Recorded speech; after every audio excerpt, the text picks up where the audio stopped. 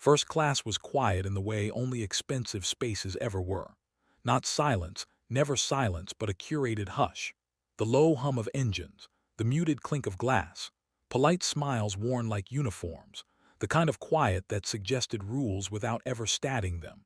9-year-old twins, Eli and Aaron Johnson, sat side by the window, legs swinging slightly because the seat was too big for their small frames.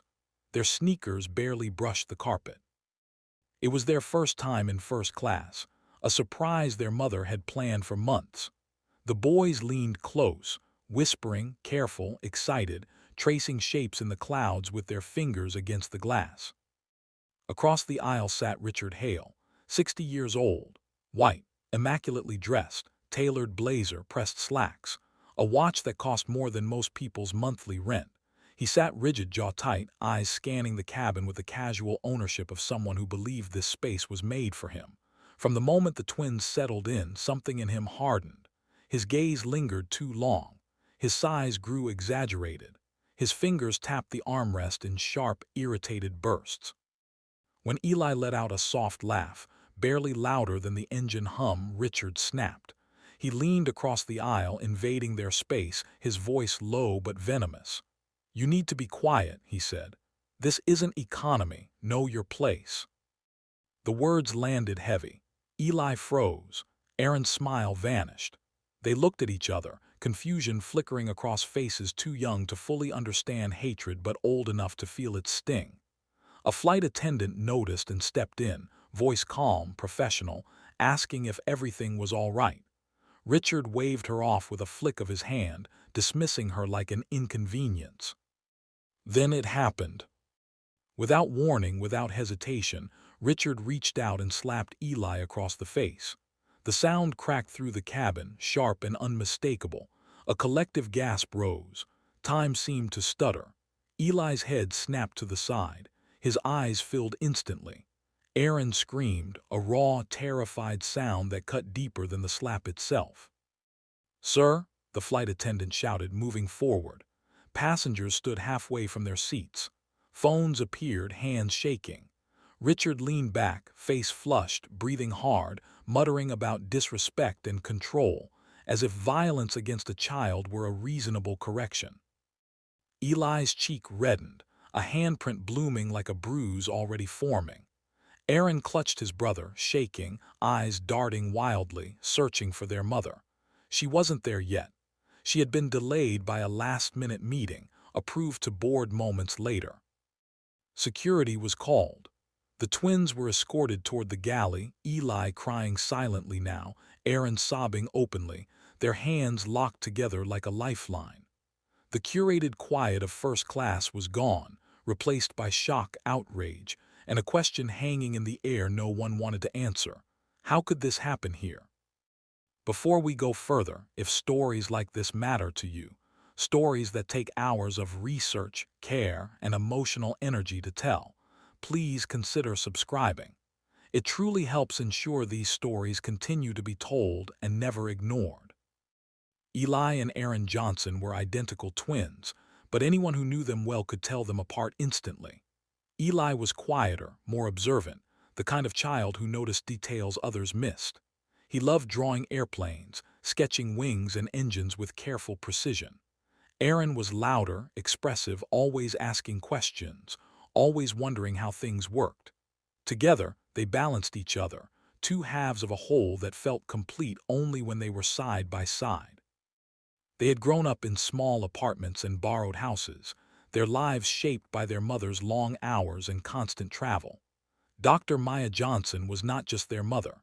She was their anchor, a single parent who had clawed her way up through an industry that rarely welcomed women who looked like her. She had missed school plays and bedtime stories, but she never missed what mattered. Every sacrifice was made with purpose. This trip was meant to be different, a gift, a memory. First class wasn't about luxury to Maya, it was about showing her sons that they belonged anywhere their dreams took them, that no door was closed to them because of who they were. She had told them that morning, smiling as she packed their bags, "Sit tall, be kind, be yourselves." In the galley, Eli sat on a jump seat, staring at the floor. His face throbbed, but the pain in his chest was worse. He didn't understand what he had done wrong. He replayed the laugh in his head, wondering if it had been too loud, if he had broken some invisible rule. Aaron pressed against him, whispering apologies he shouldn't have had to make. Passengers whispered nearby. Some looked away, uncomfortable. Others stared openly, anger etched into their faces. A woman handed Aaron a tissue. A man muttered that it was disgusting. But no one could undo what had already been done. For the twins, this wasn't just a slap. It was a lesson forced upon them far too early, that even when you follow the rules, even when you are quiet and polite, someone may still decide you don't belong. What would you be feeling if this were your child, sibling, or loved one? Back in his seat, Richard Hale straightened his blazer, regaining composure as if nothing extraordinary had occurred.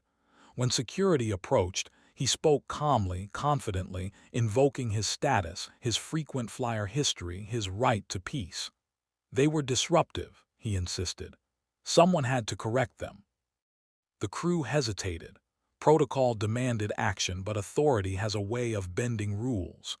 Richard's tone carried the weight of someone used to being believed, used to consequences sliding past him. The captain was informed.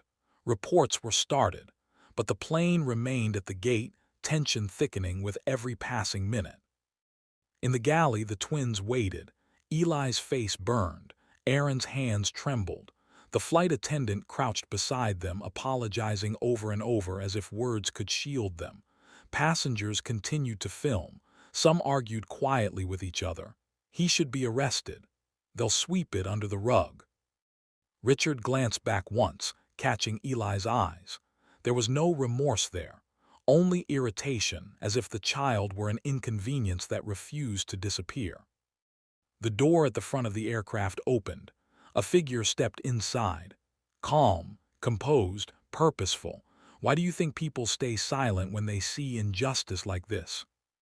This is usually where stories like this stall, where apologies are issued quietly, where victims are told to move on for the sake of convenience, where the powerful remain comfortable and the harmed are expected to heal in silence. But this story was about to change. Because the woman who stepped onto that plane was not just a late passenger. She was not just a concerned parent rushing to her children. She was someone who understood systems, power, and accountability. Someone who had spent her career enforcing standards others assumed didn't apply to them. And she had just learned that her sons had been assaulted.